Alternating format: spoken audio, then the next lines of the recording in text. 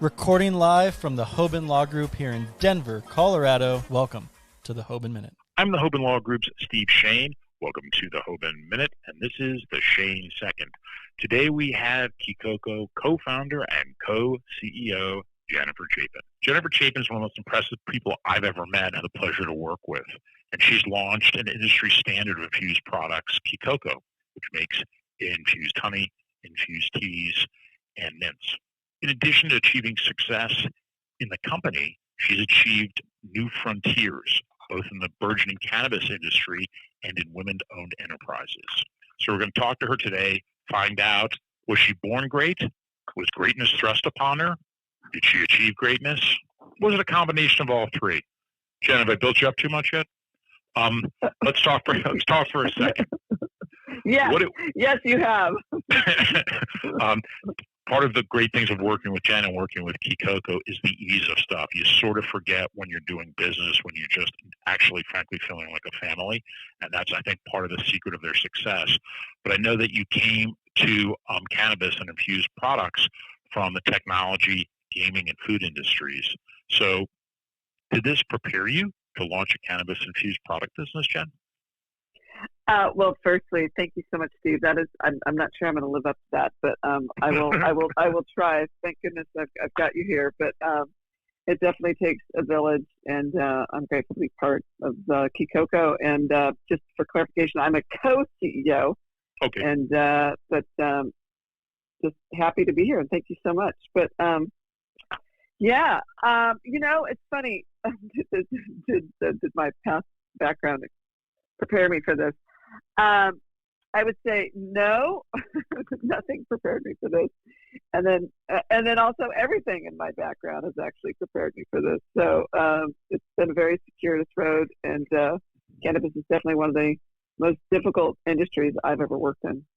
You have a certain management style, along with your co-CEO Amanda, of doing things, but I feel that you get the agenda across, but without ever raising your voice. And I don't mean really the sound of your voice. I just feel that you get things across so economically.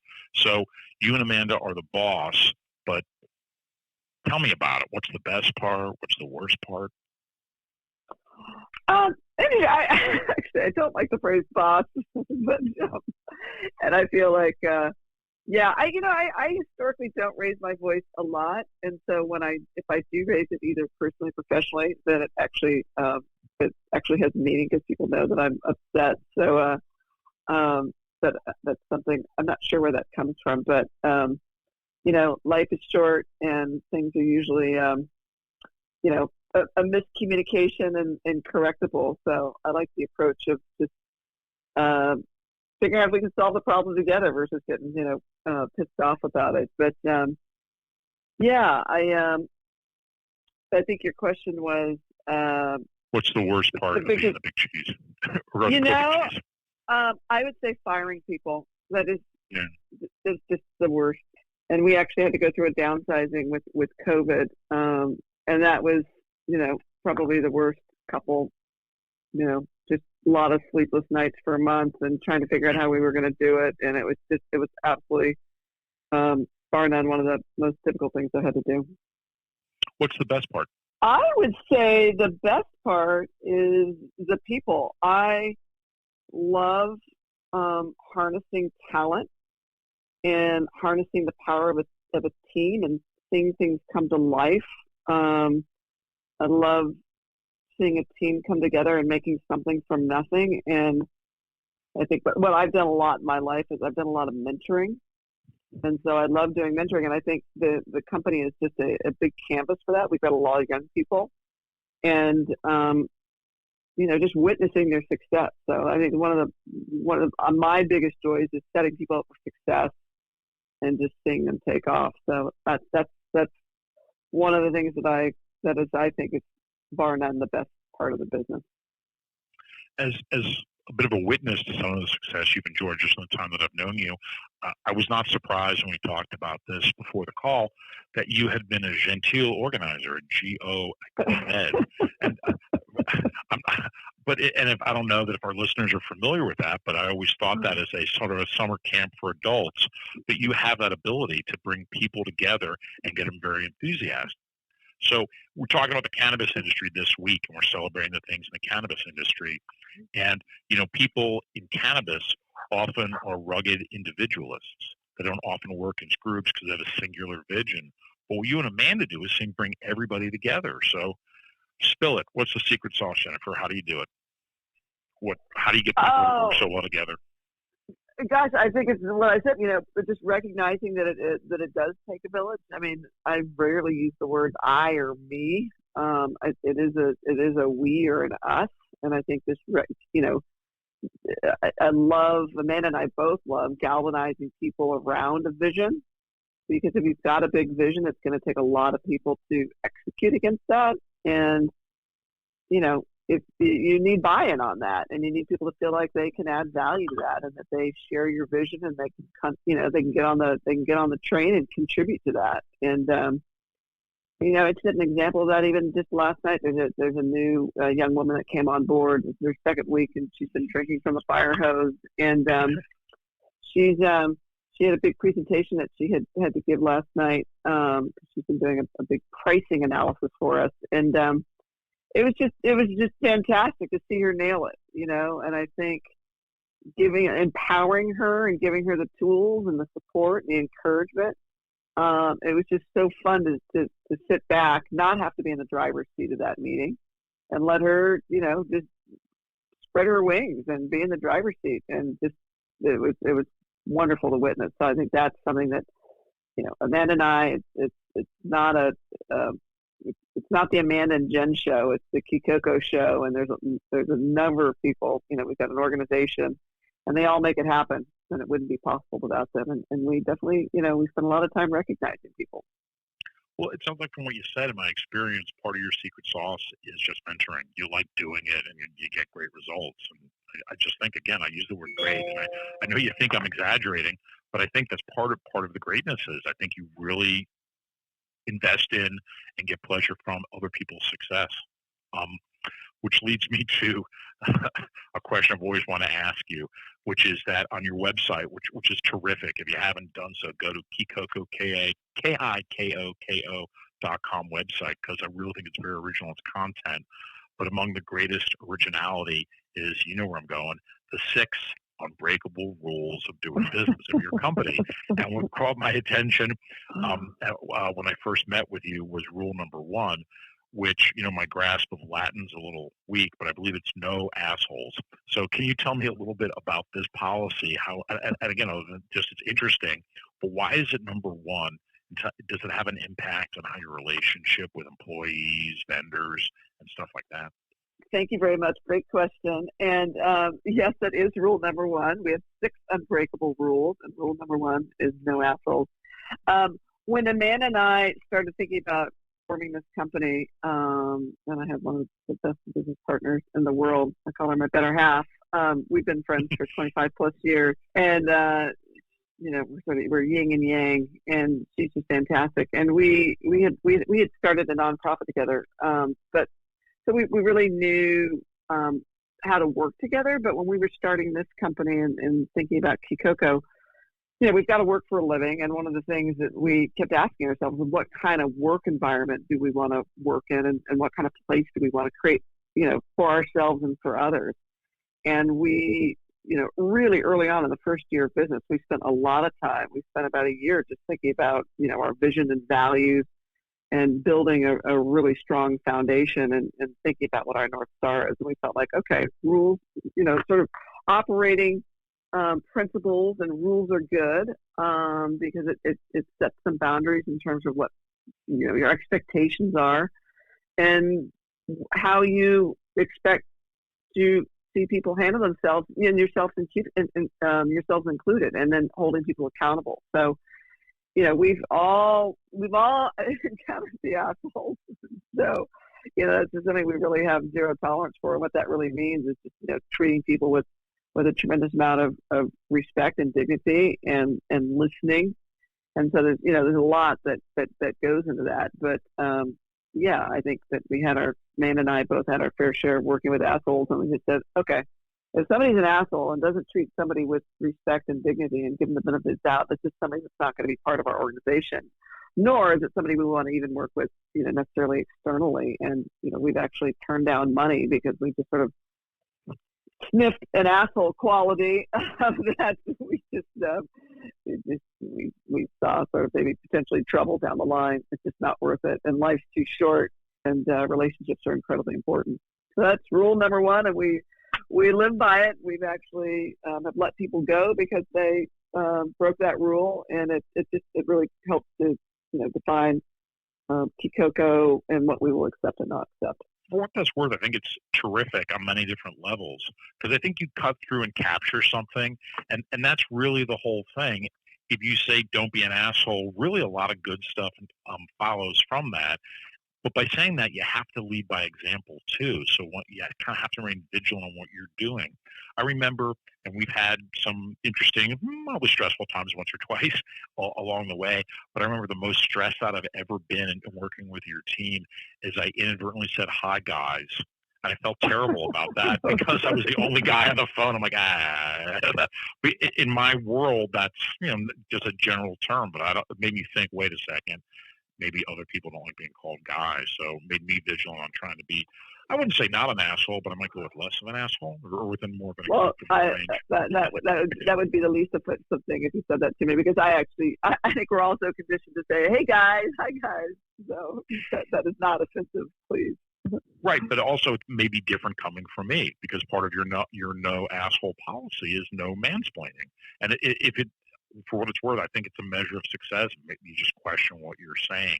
But in addition to that, to me, part of the defining vision of Kikoko and your extraordinary success and products is Cynthia's sisters. And I know that you and Amanda put that together. But in my experience, that kind of shapes the vision of what you want to do and the sensitivity. So I only have a basic understanding is that at some level you're funding and putting women through law school in the Democratic Republic of Congo, which apparently has a really atrocious records on violence for women. Can you kind of give us the origin of that and how you integrate that into Kikoko? Oh, thanks for asking about that. That's near and dear to my heart. And it's something that Amanda and I actually co-founded 7 years ago. And the Democratic Republic of Congo is unfortunately the worst place on earth, or one of them, to be a woman. And women are given very few opportunities. Amanda and I have, for most of our lives, we've been very active in different campaigns and just activists in general, very involved with women's rights. Amanda sits on the board of Human Rights Watch. I was very involved with Women for Women International and a number of our other organizations. And Amanda was had done a humanitarian trip in the early 2000s to the Democratic Republic of Congo with Human Rights Watch and some other folks, and came across a program that was just getting off the ground, which was to fund girls in law school, but they didn't have any funding for it. It was very aspirational, and there was a woman that funded a couple scholarships.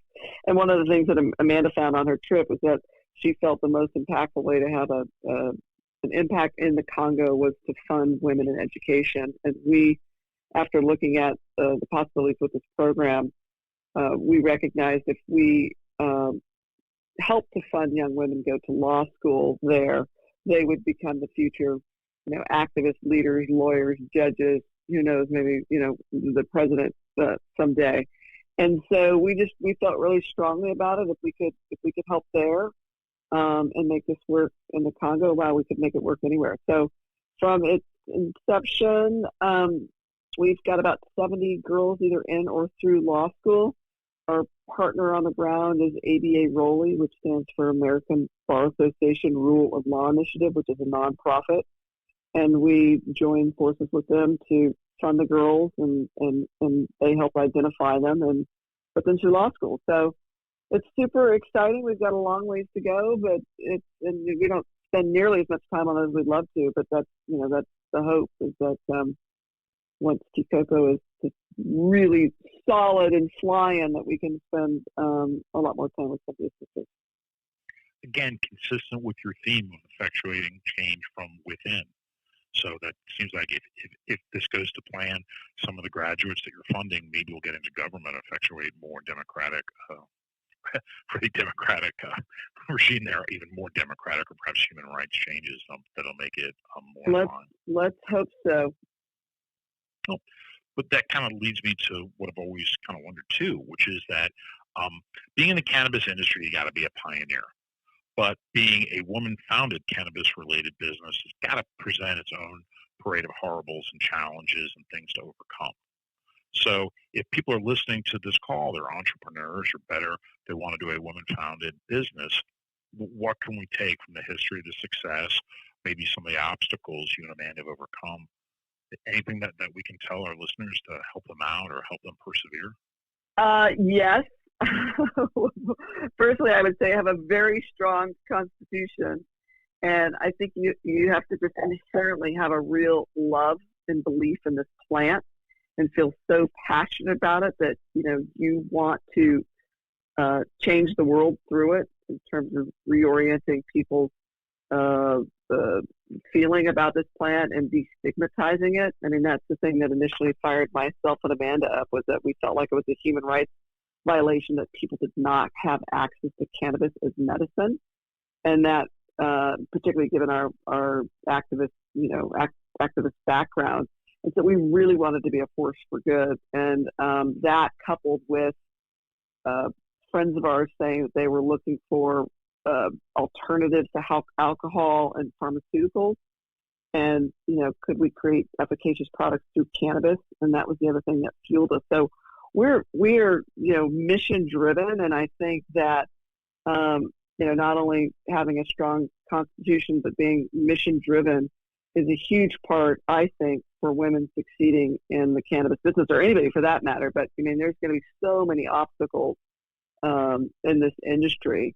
I mean, you just got to be prepared to play a giant perpetual game of whack-a-mole, and so I think just having that love for the plant and wanting to be a force for good really needs to carry you through. And I would say, you just there's going to be so many obstacles, and just be prepared. So hang in there and just put one foot in front of the other, and just keep solving the problems as they come. Well, let's drill down on that. You talk about a love for the plant, which I get. But it also appears that Kikoko loves health and wellness, and they love empowerment too. That would seem like part of the vision. Oh, absolutely. Yeah, they all work together. I mean, this is probably as much an empowerment and wellness company as anything else.